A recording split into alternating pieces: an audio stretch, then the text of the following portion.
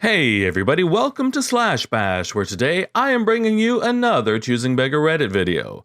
If you are new to the channel, then subscribe and click on notifications so you don't miss out on the fun. In our first story, a choosing beggar is attacking a doctor, who of course has nothing else going on right now. Let's jump right in. First time poster, I'm a physician. Obviously, things have been a bit crazy lately.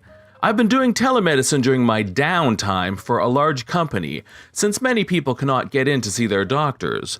The way it works is that there's a virtual queue of patients. The next patient pops up, the next available doctor takes the consult. We can't choose who we see. We can't access any other chart except for the one we're consulting on. So I call the next patient that pops up. He tells me that he's fine, but he wants the consult for his wife. She's not registered as a patient with the service, but in his words, I figured it would be quicker to do it this way. I explained to him that I cannot consult on a patient who is not registered, and I cannot document one person's information into another patient's chart. In addition, if a prescription is needed, I can't electronically prescribe for a patient whose chart I'm not in and doesn't even exist. So he starts telling me about her problem. I ask him to please stop as I cannot consult on her. Then, wife picks up the phone and starts telling me her problem. I explain the situation again. She starts yelling, "So, you don't even want to hear what's wrong with me? What about your Hippocratic Oath?" I tell her that no, I actually don't want to hear what's wrong with her because I can't help her. She needs to register as a patient like everyone else, and I have a line of 200 other patients waiting for a callback, and this is not an exaggeration. Her choices are register with the service or call her regular doctor, or urgent care if it's an urgent situation. She starts yelling, "What's your name? Tell me your name! Tell me your..." Click. I will say that is the unparalleled beauty of telemedicine, the ability to hang up on someone. But seriously, doctors and nurses are working our butts off right now and doing our best. Don't give me your "let me speak to your manager" attitude today, Karen. Story 2 shows us a choosing beggar at a pet store doesn't want to listen to the pet care specialist. Of course, later, when everything goes wrong, guess who gets the blame? Working in retail, I see the literal worst choosing beggars ever. I work at a pet store that carries an assortment of items for different animals ranging from dogs and cats to reptiles and fish. Being a pet care specialist, it is my job to inform customers and help them make the right choice over what kind of filters they need and should use, given some are more advanced than others. I had a customer come the other day and give me information on a new 75-gallon tank he got because his buddy passed it down and he needed a new filter.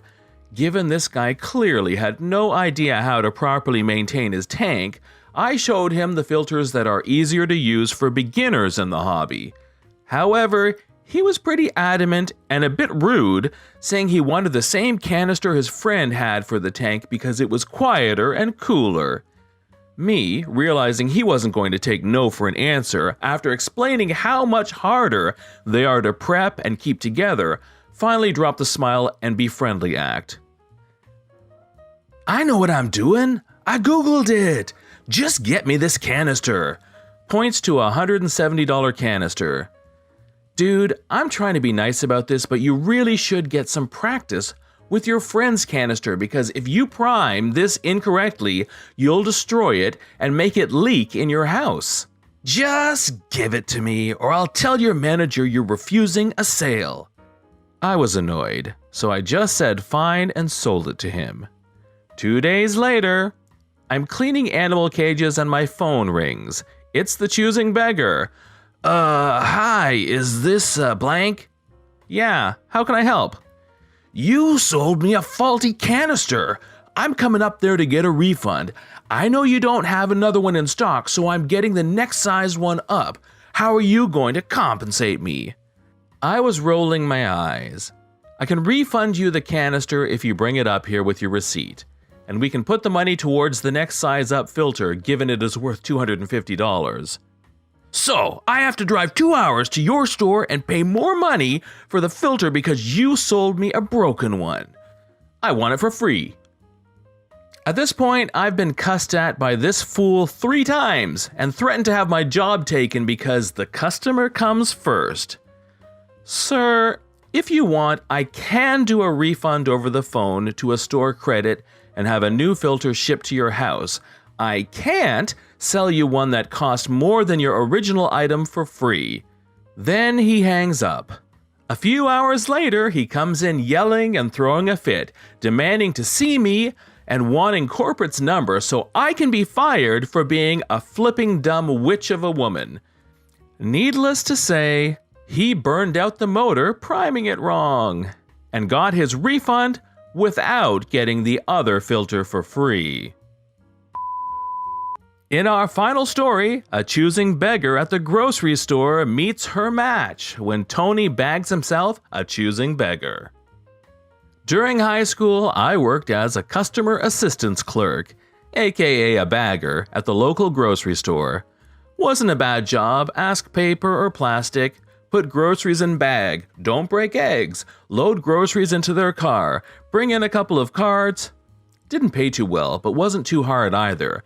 There were only a couple bad things about the job. The first one was the tips. If the customer offered a tip, which they often did, we had to refuse it because of company's strict no tipping policy. Take a tip and get fired. Weird thing was, people got offended when you refused to take their tip. The second bad part was a regular customer we will call Karen. She was a choosing beggar. She would try to use expired coupons and wanted us to price match a competitor's sale flyer from several weeks ago. Manager gets called. She would eat cherries and grapes as she went through the store and then pay, by weight, for what was left in the package. We would catch her and she would deny it. She would overload her cart to the point it's damaged products, which she would then want the items discounted or free. Manager gets called. She would watch us bag her groceries like a post-menopausal hawk and tell us how to do our jobs. Meat needs to be double bagged. Don't put all those cans in one bag. Don't crush my potato chips. Karen, I completed the putting stuff in a bag course when I got hired. I got this. On this particular day, my friend Tony got stuck bagging her groceries.